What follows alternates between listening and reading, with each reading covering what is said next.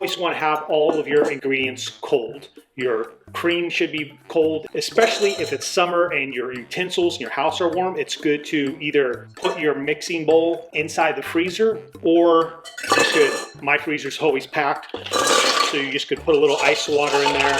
Just almost immediately it starts to get really cold, so just let that chill for about 5 minutes, dump out all the water, and then with a paper towel make sure everything's nice and dry. The second tip is to use the right kind of cream. You either want something labeled whipping cream or heavy whipping cream. They're both above 30% fat, so that's all that matters.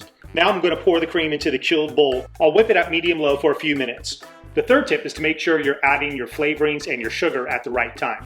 When you start seeing streaks in the cream, that is when it's time to add your sugar.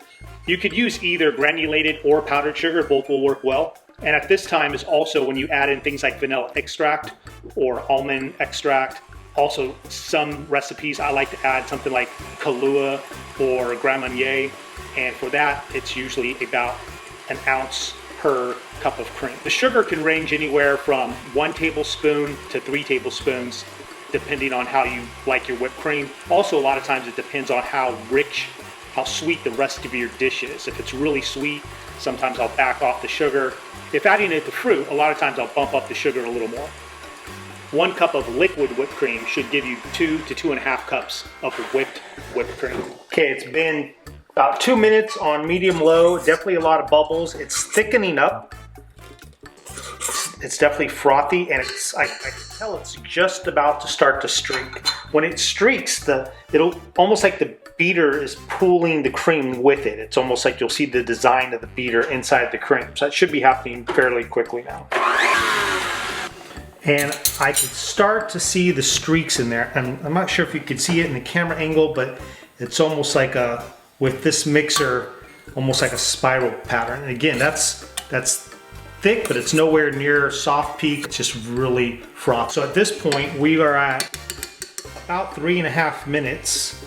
I'll go ahead and put in the powdered sugar slowly.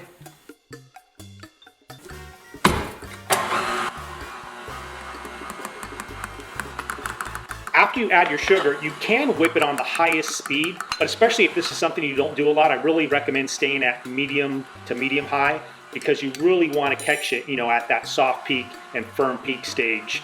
Because if you go much beyond that, it'll start turning into butter. So the sugar, the almond extract's in there. Now I'm going to whip it at medium high and checking it every once in a while. This is where you want to keep an eye on it to be sure you don't overmix.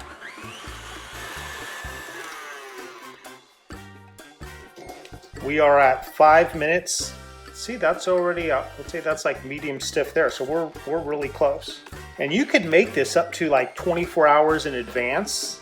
If it separates a little bit, just whip it back up for like 2 more minutes. It's easier to be under whipped, get some more air into it later than it is if you over whip it. So I'll taste that too at this point. Tastes really good. 3 tablespoons of sugar.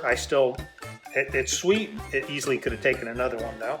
So I'm just kind of making sure nothing's stuck on the sides. And again, just to give you an idea of consistency, that's after 5 minutes. So it's still a little soft, but I'll go a little more. We are about at 6 minutes. You can see it's definitely staying in the beater. It's a sign it's starting to firm up. Just follow those 4 steps and you'll have perfect whipped cream every time.